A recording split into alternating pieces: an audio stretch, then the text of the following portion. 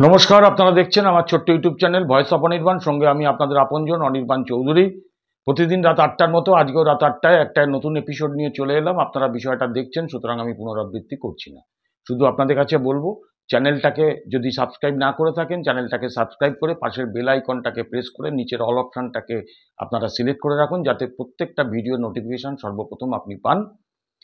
দ্বিতীয়ত হচ্ছে, আপনাদের গুরুত্বপূর্ণ মতামত আপনারা অবশ্যই জানাবেন এবং ভিডিওটা ভালো লাগলে অবশ্যই আপনারা শেয়ার করবেন, এটুকু আপনাদের কাছে অনুরোধ করে আজকের এপিসোডে ঢোকার আগে একটা খবর আপনাদের জানাই, যেটা হচ্ছে ইস্টবেঙ্গলের একজন খ্যাতনামা খেলোয়াড় সৌভিক চক্রবর্তী, যিনি ফেসবুকে গতকাল একটা পোস্ট করেছিলেন এই আরজি করের ঘটনার প্রতিবাদ জানিয়ে, এবং আজকে ডার্বি ম্যাচ ক্যান্সেল হওয়ার প্রতিবাদ করেছিলেন সেই পোস্টে। আজকে সকালবেলা দেখা যাচ্ছে যে সেই তার ফেসবুকটাই আর নেই, ফেসবুক থেকে তার প্রোফাইলটাই উড়িয়ে দেওয়া হয়েছে। ভাবুন আমরা কোথায় বাস করছি। এইভাবে প্রতিবাদকে দমানো যাবে না। আজকে আপনার বিধাননগর পুলিশ কমিশনার থেকে দুপুরবেলা একটা প্রেস কনফারেন্স করে জানানো হলো যে সেখানে নাকি কিছু হুলিগান আসবে অস্ত্রশস্ত্র নিয়ে, তার সাপেক্ষে তারা কিছু অডিও প্রকাশ করলো, যে তার জন্য তারা সেই অ্যাডুকুয়েট ফোর্স নেই বলে তারা এটাকে বন্ধ করে দিচ্ছে, ডার্বিটাকে বন্ধ করে দিয়েছে ডুরান্ট কমিটির সঙ্গে আলোচনা করে। লজ্জা করে না? তাদের কাছে নাকি ইনপুটে খবর ছিল। তা আপনাদের সেই খবরটা ইনপুটে আসেনি কেন? যেদিনকে আরজি করে ওইভাবে ভাঙচুর করা হলো, কিছু লুম্পেন গিয়ে ভাঙচুর করলো। আপনার পুলিশ সেদিনকে যখন ওই বাথরুমের মধ্যে লুকিয়েছিল, মহিলাদের বাথরুমের মধ্যে আরজি করে, কিছু পুলিশ কম্বল চাইছিল, রুগীর কম্বলের তলায় ঢুকতে চাইছিল আত্মগোপন করার জন্য। সেই পুলিশরা আজকে সদর্পে এই যুবভারতী ক্রীড়াঙ্গনের সামনে মোহনবাগান ইস্টবেঙ্গলের ডার্বি ম্যাচ বাতিলের প্রতিবাদে যখন কর্মী সমর্থকরা সেখানে সমবেত হয়েছিল প্রতিবাদ জানাবার জন্য, একটা প্রশ্ন করার জন্য, যে একটা দাবি তোলার জন্য যে উই ওয়ান্ট জাস্টিস, সেটাকে আটকাবার জন্য তাদের ওপরে বেধড়কা লাঠিচার্জ করা হলো, তাদেরকে গ্রেপ্তার করা হলো। তো আমি বলি, আজকে আপনি গ্রেপ্তার করছেন, ডাক্তার কুণাল সরকারকে ডেকে পাঠাচ্ছেন, আপনার তৃণমূলের যিনি সাংসদ সুখেন্দু শেখর রায়কে ডেকে পাঠাচ্ছেন, ইউটিউবারদের ওপর হুমকি দিচ্ছেন, সাধারণ মানুষের মিছিল আটকে দিচ্ছেন, জমায়েত বন্ধ করে দিচ্ছেন। এইভাবে কিন্তু প্রতিবাদ থামানো যাবে না। যে প্রতিবাদ এখন দাবানলে পরিণত হবে, আমি আপনাকে বলছি, এইভাবে আগুনের ফুলকি কিন্তু প্রসারিত হবে, এটা সাধারণ কথা। তো আমি তাই আপনাদের কাছে বলব, ডার্বিটা বন্ধ করেছেন, কিন্তু ডার্বিটা সারা বাংলায় চলছে। প্রতিবাদের ঝড় আজকে যেমন সকালবেলায় বৃষ্টিকে উপেক্ষা করে বাংলার একটাই রং হয়ে গেছে, লাল হলুদ সবুজ মেরুন একাকার হয়ে গেছে। আসলে প্রতিবাদটা যখন অভ্যাসে পরিণত হয়, তখন দুর্বৃত্তরা দূর হটে, অত্যাচারী শাসক মাথা নোয়াতে বাধ্য হয়। আজকে সেই পথেই যাচ্ছে বাংলা। তো আমি আপনাদের দেখাবো আজকের এই প্রতিবেদনে কিভাবে ডার্বি হচ্ছে। হ্যাঁ, ডার্বি হচ্ছে, আবারও বলছি। গোটা যুবভারতী ক্রীড়াঙ্গনটা একটা স্বল্প পরিসর হয়ে গিয়েছিল, তাই 14ই অগস্ট মধ্যরাত থেকে পশ্চিমবঙ্গের মানুষ সেদিনকে থেকে সিদ্ধান্ত নিয়েছিলেন যে এর জন্য একটা বড় পরিসর দরকার। সারা বাংলা, সারা ভারত, সারা বিশ্ব জুড়ে এই প্রাঙ্গণ, এবং সেখানে একটাই দাবি, উই ওয়ান্ট জাস্টিস। আর দুটো পক্ষ, মোহনবাগান ইস্টবেঙ্গলের পরিবর্তে দুটো পক্ষ, একটা হচ্ছে সরকার পক্ষ, একটা হচ্ছে প্রতিবাদী পক্ষ। তো এই প্রতিবাদ কিভাবে বিভিন্ন দিকে হচ্ছে, আর আজকে যে ন্যাক্কারজনক ঘটনাটা ঘটালেন কিছু নিরীহ সমর্থককে, তারা শুধু জাস্টিস যে গেটের সামনে প্রতিবাদ করেছিল, তাদেরকে যেভাবে লাঠি পেটা করলেন, যেভাবে তাদেরকে আজকে অ্যারেস্ট করলেন, ধিক্কার জানাই, ধিক্কার জানাই, ধিক্কার জানাই। স্যালুট জানাই মোহনবাগান ইস্টবেঙ্গলকে, আবারও বলছি, সমর্থকদের স্যালুট জানাই।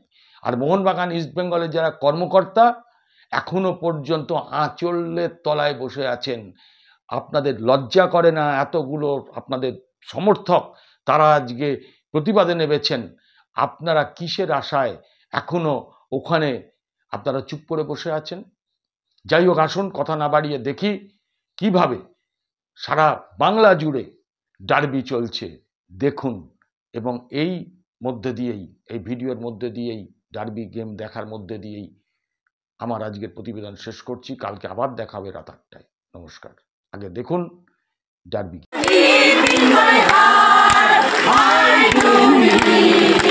We shall overcome someday. আমাদের সবার চাওয়া হয়তো অনেক সময় মেলে না, কিন্তু আজকের যে চাওয়াটা আমাদের সবার এক। আমরা চাই আমাদের আরজিকরের যে বোনটি এইভাবে নির্যাতিত হলো, এরকম পশুদের হাতে, মানুষ বলা এদেরকে অন্যায় হবে, এটা প্রকৃত পশুকেও হয়তো পশুদেরকেও অসম্মান করছি আমি এখানে, পশু তাদেরকে পশু বলেও। এইসব জাতির মানুষ এদেরকে কঠোর থেকে কঠোরতম শাস্তি জন্য আমরা দাবি করছি। আর কারোর ঘরের কোনো বাড়ির মেয়ে, কোনো বাড়ির বউ, কোনো বাড়ির বাচ্চা যেন এইভাবে আমাদের এই বলি না হয়, তার জন্য আজকে আমরা সব মহিলারা রাস্তায় নেমেছি।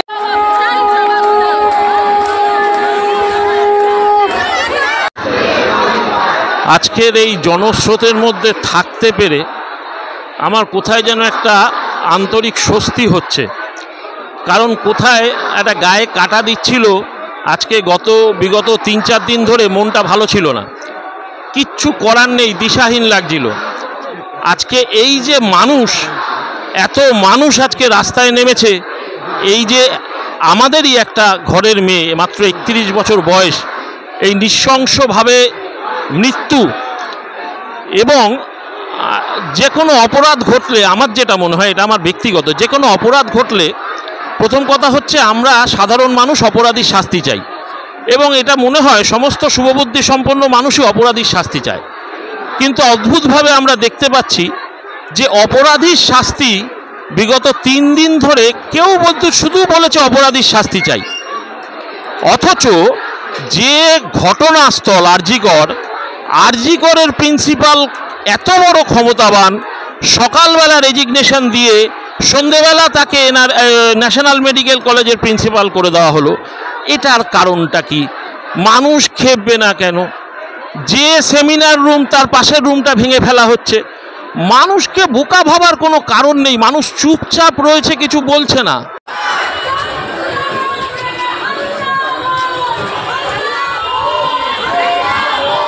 সারা বাংলা ছাড়িয়ে সারা ভারতবর্ষে এই ব্যাপারটা হচ্ছে, এই প্রতিবাদ চলছে।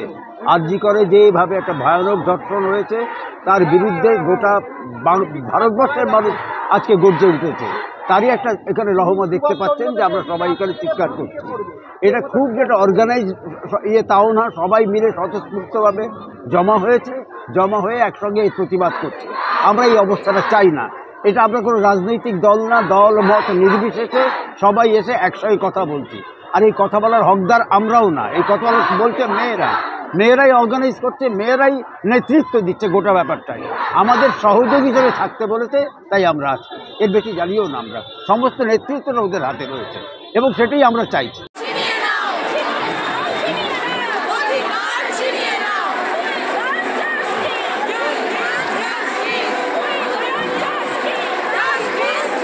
আমি প্রদীপ মুখার্জি, কামদুনির মাস্টারমশাই। আমার যেটা মনে হয়েছে যে এই ধরনের আন্দোলন আগামী দিনে কোনো দিন হয়েছে বলে আমার ধারণার বাইরে। কারণ এই আন্দোলনটা এখন গণ আন্দোলনে পরিণত হয়েছে এবং আজকে আমাদের দেশেরই অনেক জায়গায় হচ্ছে, অন্যান্য দিল্লি, বম্বে, সব জায়গায় আমরা শুনতে পাচ্ছি যে এই আন্দোলনটা চলছে এবং এটা ইন্টারন্যাশনালি অনেক খবরে চলে গেছে এবং লন্ডনেও আমি শুনলাম যে এই আন্দোলন চলছে। কাজেই এইখানে সকলেরই একটাই অধিকার, যে মৌলিক অধিকার একটা মানুষের, সেই অধিকার থেকে সে বঞ্চিত হয়েছে, সেই জায়গায় আমরা ফিরে যেতে চাই। এবং এই মেয়েটির সঙ্গে সঙ্গে পশ্চিমবঙ্গের এরকম আগেও প্রচুর ঘটনা ঘটেছে, সেই ঘটনাগুলো উপযুক্ত শাস্তির ব্যবস্থা করা হোক।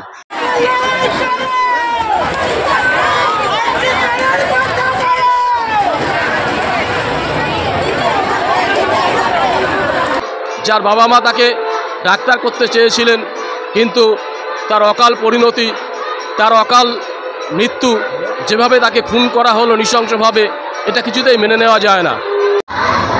যে কর্মসূচি কালকে হঠাৎই বসে আমাদের এই কর্মসূচি ঠিক করা হয়, সবাইকে যতদূর পারা গেছে কমিউনিকেট করা হয়।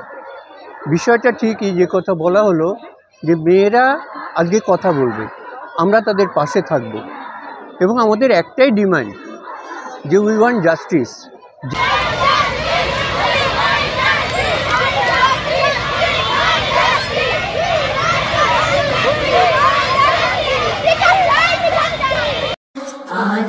মায়ের গায়ে গায়ে পরস্তব